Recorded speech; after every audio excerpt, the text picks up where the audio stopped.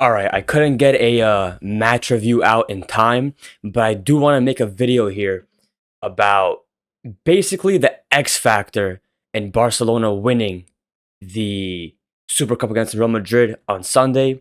And, we can talk about, you know, how direct the intensity of Rafinha. Of course, he got two goals. Of course, he had a 9.6 rating. Of course, he's obviously one of the best players in the world right now, top two, top three, uh, pushing for that top one, and just so important to this team. We've seen his impact when he came back from injury in November, I think it was, early December. But the X factor in Barcelona winning this game was the midfield of Barcelona and Pedri and De Jong. But I want to give a special, especially flowers to De Jong. And, this was a close game, 3-2. Both teams had their chances, but it was Barcelona who controlled this game completely. And we see that in the possession stats, especially in the first half. The first half was 76-24. Overall, it was 68-32. Um, this could have ended up as a bad scoreline for Real Madrid if Barcelona had a more serious defense. We talk about Jules Koundé. Barca not too great. Just if Barca had a more serious defense, this could have ended up with a bigger scoreline for Barcelona. And Barca were such heavy favorites that people were seriously predicting a 4-1, a 3-0, maybe even 5 goals for Barcelona. But you look at the player ratings here, which they're not always exactly to the T in terms of accuracy.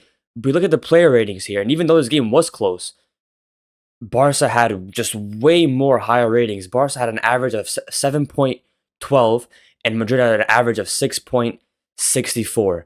And we talk about the midfield and how it was the X factor for Barcelona. Let's start with Pedri. Pedri, no matter what we've seen from him in his career in Barcelona, especially now, since he's gotten over those injury issues that he had for 1 to 2 years, he has a standard of performance that he really never falls under. Never really falls under, except maybe one game a season where he just doesn't do too well. He has a standard where he just does so much, whether it's defensively, whether it's attacking wise, whether it's just standard midfield work in terms of running the game.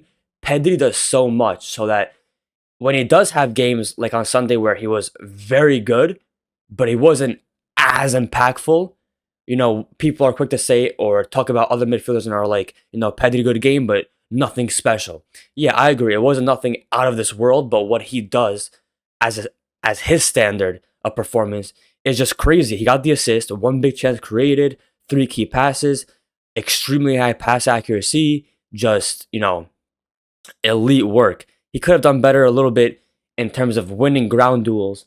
But overall, regardless of the impact that it had overall, Pedri just has a standard of performance, and he very, very, very rarely falls under it. But what I want to talk about here a lot is De Jong. De Jong, bar the red card, I think on the red card, yeah, you shouldn't put your studs up, but I could see why people might say it's not a red card because his studs were up, but it wasn't really, heavy contact on Mbappe. But yeah, so that has to be a red card. And it is a dumb decision from De Jong at that time of the game to do that at that stage of the pitch. But it is what it is. De Jong had a monstrous performance. And, since Flick came in, and even, under Javi a bit, De Jong's been extra motivated in Clásicos, and he's always had these pretty decent performances in Clásicos and, had a more impact, had more of a role. But on Sunday, he was out of this world. He was so impactful for Barcelona, and, he just had a good amount of ground duels won, like Pedri, very good pass accuracy. He had a key pass while playing deeper. Just very, very important. And what he did specifically that was so important was, 2 to 3 things. One of them was he was cleaning up loose balls like crazy. Like 6 recoveries he had, and 3 defensive contributions. But he was so just inclined to get stuck in, which isn't usual from De Jong, which I'll get into a bit after, the the criticism of him. But he was getting into stuck in to get loose balls. He was, making tackles, which he was doing it at a rate which I'd never seen De Jong do. And he was so important in that regard. But what's especially important to note is he was always an option for Barcelona in the midfield to, receive the ball, for Barca to have somebody there when they're in pressure to just find somebody and have an extra outlet in the midfield to, pass to, something that Busquets was always very good at. It's not something that, it's extremely huge to do, and, it's not something like extremely special, but it's very important because if you go to the average player positions for both teams, look at Barca's midfield. You have a pivot, and of course, Fermin, especially Fermin. Daniel was a bit better, more involved in the build-up, but Fermin isn't too involved in the build-up, and he's not as good in the build-up. So Barca really only have a pivot of two players, De Jong and Pedri. Look how compact that midfield is, on average, with the ball, without the ball, whatever it is. Look at Madrid's. Look at the space over here. This is where Madrid, lost the game in terms of control. They had none of it. It was very minimal for Madrid, and they just didn't have options here to just circulate the ball, to hold possession for whenever they did win the ball, to hold possession. So this is a very big factor, and De Jong did a very good job of always being able and an option to receive the ball. Pedri did more of the work in terms of getting the ball up. De Jong, of course, also had some moments in, driving the ball up. He won a good free kick for Barcelona, very high up in the pitch. But overall, for what his role was, he deserves serious flowers this game, because there was a point of the game where, as the game went on, Barca took the lead to make it 3-2. Madrid were, increasing pressure. It wasn't crazy until, the end of the game, really, the last 2 minutes.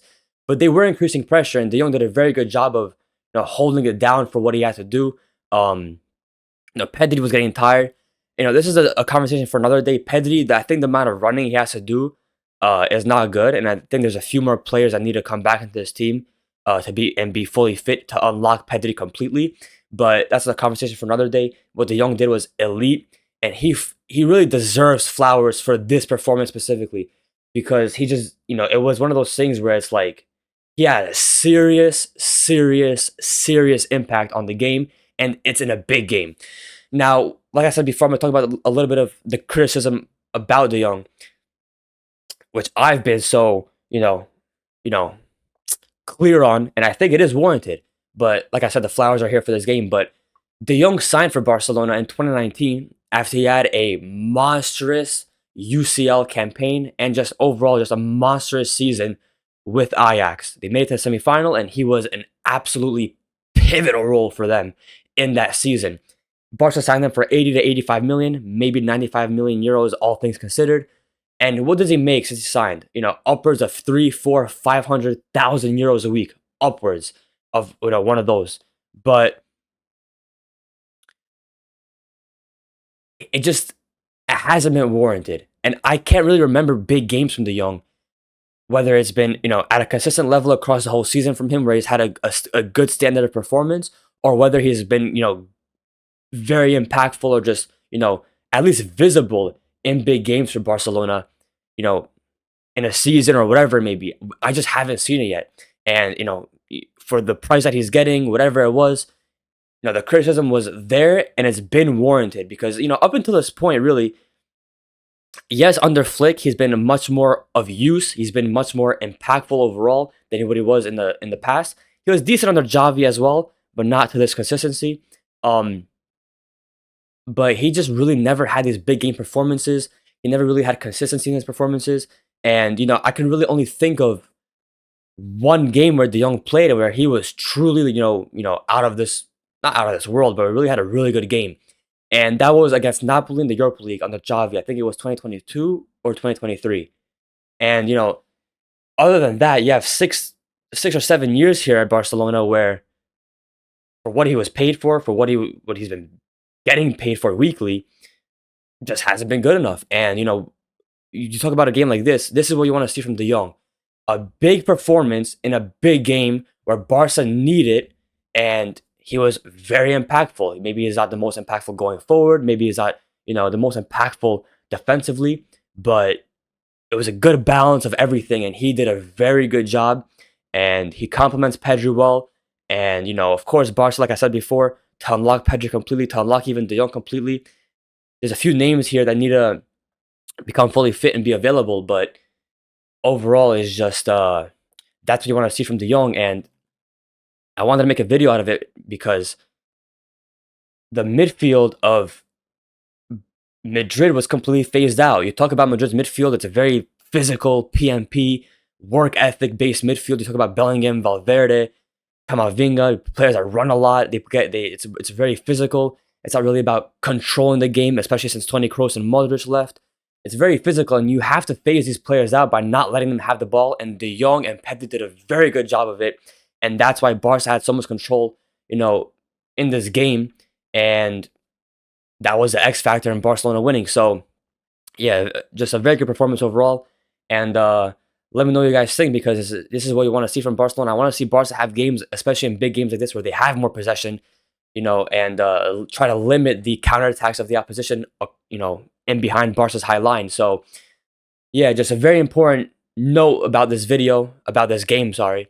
And just let's see, hopefully we see more of it from Barcelona. They're picking up form on a good time in the season now, whereas we're entering the second half of the season. Big games are coming up. So like I said, let me know what you guys think, and I'll see you in the next video.